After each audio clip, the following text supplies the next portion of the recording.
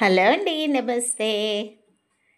ఈరోజు కార్తీక ఏకాదశి శనివారంతో కూడి వచ్చిందండి. చాలా విశేషమైన ఫలితాలు మనకి లభిస్తాయండి. ఈరోజు నేను శనివారం అవ్వటంతో, ఏకాదశి అవ్వటంతో శ్రీ పద్మావతి సమేత శ్రీ వెంకటేశ్వర స్వామికి దీపారాధన చేసుకున్నానండి. రోజు ప్రతి శనివారం కూడా నేను ప్రతి వారము చేసుకున్నట్టే ఈ వారం కూడా 7 ఒత్తులు వేసి రాగి ప్లేట్లో నేను దీపారాధన చేసుకున్నానండి. ఇగో ఈ 7 ఒత్తులు వేసి రాగి ప్లేట్లో పెట్టుకున్నాను. తర్వాత పసుపు, కుంకుమ, పువ్వు, రూపాయి కాయను వేసుకున్న స్వామివారిని, అమ్మవారిని అక్కడ పెట్టుకున్నానండి. ఈరోజు ఏకాదశి అంతా కూడా స్వామివారు నిద్ర మేలుకొని బృందావనంలో ఉంటారండి. ఈ ఏకాదశి ఫలితము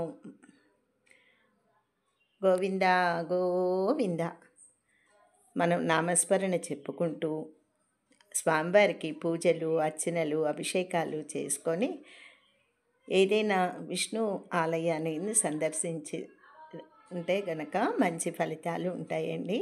తర్వాత ఈ రోజంతా ఉపవాసం ఉండి రేపు ఉదయము దేవాలయంకి వెళ్ళి అర్చకులకి స్వయంపాక దానం కానీ, దీపదానం కానీ, వస్త్రదానం కానీ ఏది చేసినా కూడా కార్తీక మాసంలో అధిక ఫలితము ఉంటుందండి.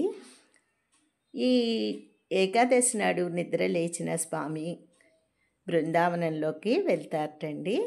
తులసి అమ్మవారికి బృంద అనే పేరు ఉందండి. అయితే రేపు ద్వాదశి నాడు ఒక తులసి కోట నిర్మించుకొని దానిలో ఒక కొత్త మొక్కను, తులసి మొక్కను, ఉసిరి మొక్కను 2 నాటుతామండి.